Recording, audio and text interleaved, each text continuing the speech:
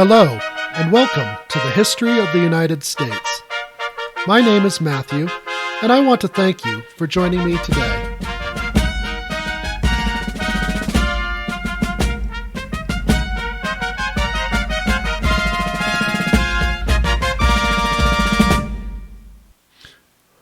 Welcome to the History of the United States, episode number 2, The Lure of the Far East.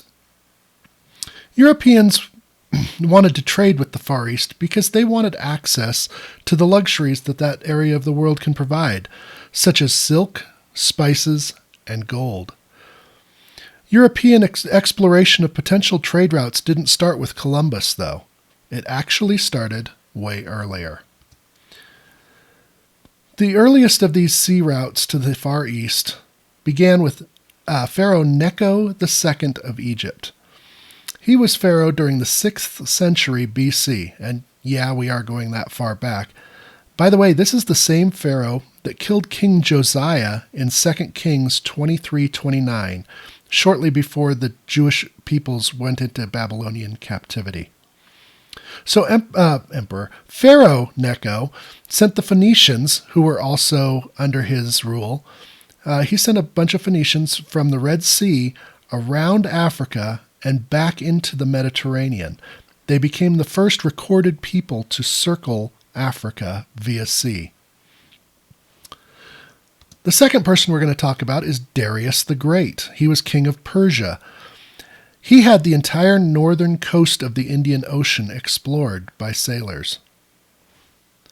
Then we look at a group of Western traders who first reached the island of Java in the Indonesian Sea in the early 2nd century AD during the reign of Emperor Hadrian of Rome. And finally, Emperor Marcus Aurelius sent an envoy to the Chinese Emperor Huan Ti in 161 AD. However, with the decline and fall of Rome in the 5th century and the rise of Islam in the 7th century AD, European, and therefore Christian, trading power over the sea routes to the Far East all but vanished.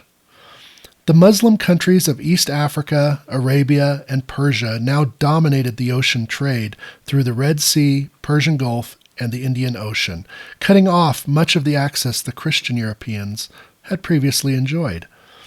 So they now had to explore overland routes to the Far East. So the Europeans knew that overland would be shorter. I mean, just look at a map. It's much shorter than going by ocean.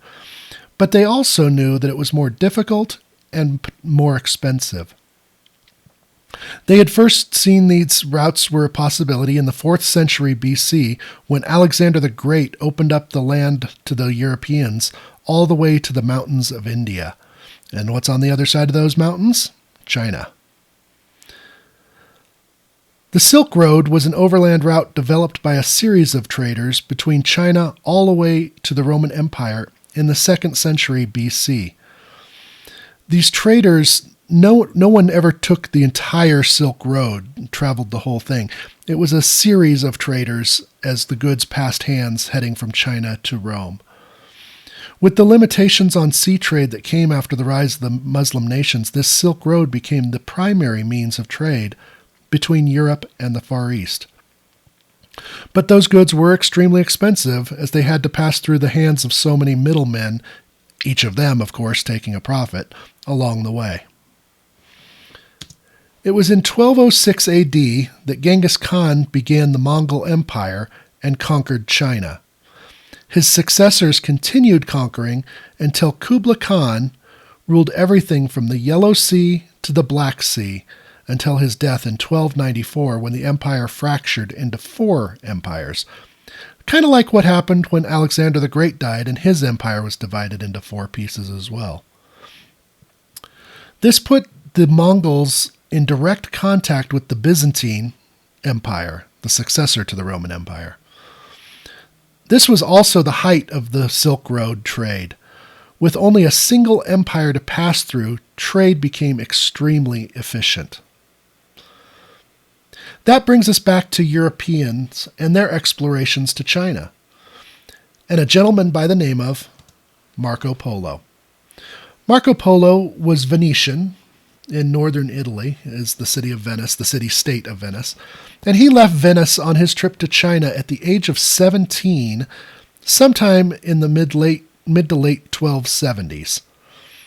He went with his father and his uncle, and the trip lasted for many years, including a 17-year stay in the court of Kublai Khan. He kept copious notes that he would later would allow him to describe his journey in vivid detail to people. He returned to Venice around 1295 AD. His memories of his travels were written down and preserved by a fellow prisoner who was caught in a war during the war between Venice and Genoa. Marco Polo was caught, as well was the person that actually wrote down the book, The Travels of Marco Polo. This book is divided into 4 parts. Book 1 describes the lands of the Middle East and Central Asia that Marco encountered on his way to China. Book 2 describes China itself and the court of Kublai Khan. Book 3 describes some of the coastal regions of the East, such as Japan, India, Sri Lanka, Southeast Asia, and the east coast of Africa. Though Marco himself did not see most of these lands, he was in contact with many people during his time in China who had seen these lands and described them to him. Book 4 describes some of the then recent wars among the Mongols and some of the regions of the far north, like Russia. Polo's writings included descriptions of cannibals and spice growers. It was to be translated into several European languages during Polo's lifetime, and it spread the knowledge of the wonders of the Far East throughout Europe, and it remained popular for over 200 years. Columbus himself owned a heavily annotated copy of the book, and it was the promise of the riches described therein that he leaned on to get funding for his famous expedition. This increased interest in the Far East brought with it an increased demand for the goods that only the Far East could supply, and trade therefore began to increase. But this increased trade also brought with it something unexpected. In the mid-1300s, the Black Death arrived on the coast of the Black Sea and spread throughout Europe, wiping out a huge portion of the European population. But even this devastating plague didn't lessen the demand for Eastern products, and prices kept climbing as those along the Silk Road took more and more profit. Something had to be done to lower the costs. A new sea route had to be found. Which brings us to the 15th century, which began the Age of Discovery. And that early exploration was dominated by the Portuguese. Henry the Navigator was really the instigator of the Age of Discovery.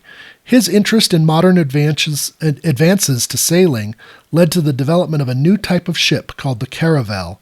It was a much lighter ship that could sail into the wind using a lateen sail. This ship design is what led the Portuguese to being able to start the Age of Discovery. Henry the Navigator's motivation was that he wanted to find a way to get behind the Muslim countries and negate their dominance of the seas. As you know, Portugal is in the far southwest corner of Europe, but north of Africa. Africa itself, as was Arabia, dominated by Muslim countries. The countries of Morocco, Tunis, the Mamluk Empire, the Ottoman Empire, the Arabian Peninsula, the Timurid Empire, as well as the eastern coast of Africa with Adal and Kilwa, were all Muslim countries, blockading the way through the Mediterranean and down the Red Sea or Persian Gulf that were the traditional routes to the Far East. There was an exception. There was one Christian country in the east of Africa called Ethiopia, but it was a Coptic Christianity, not a Catholic Christianity that dominated Europe. So a different form of Christianity. So Henry the Navigator had to find a way past this wall of Muslim countries. And so he set out exploring, not himself, but he sent others out on his behalf. Again, I'm going to butcher some of these names because I don't speak Portuguese. A gentleman by the name of Dinis Diaz in 1445 explored the mouth of the Senegal River on the west coast of Africa. A gentleman by the name of Alvis Ka de Mosto in 1455 and 56 reached Gambia and the Cape Verde Islands off the west coast of Africa. Henry died in 1460 AD after establishing colonies in the Azores, which is a series of islands well off to the west of Portugal, the Madeira Islands, which are just off of the coast of Morocco, and he saw the African coast explored all the way down to Sierra Leone, which is just where the western coast of Africa begins to curve inwards towards the Congo. After his death, Portugal continued exploring. The tiny islands of Sao Tome and Principe were discovered in 1469 by again, sorry about the names, João de Santarém and Pero Escobar. Diogo Cao in 1482 explored the mouth of the Congo River. And Pero de Covilhã in 1487 actually successfully traversed Egypt and down through Ethiopia and sailed from the Red Sea all the way to India, becoming the first European to reach India in a very long time via sea.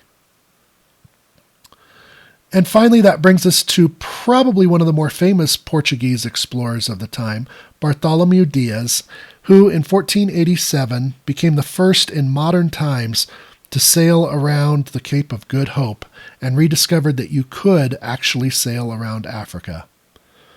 This brings us up to the 1490s, where we're going to pause our story for today. Thank you for joining me, and please join me again next time for a very brief look at the Native Americans' history. Remember, the Constitution only guarantees the American people the right to pursue happiness. You have to go catch it for yourself.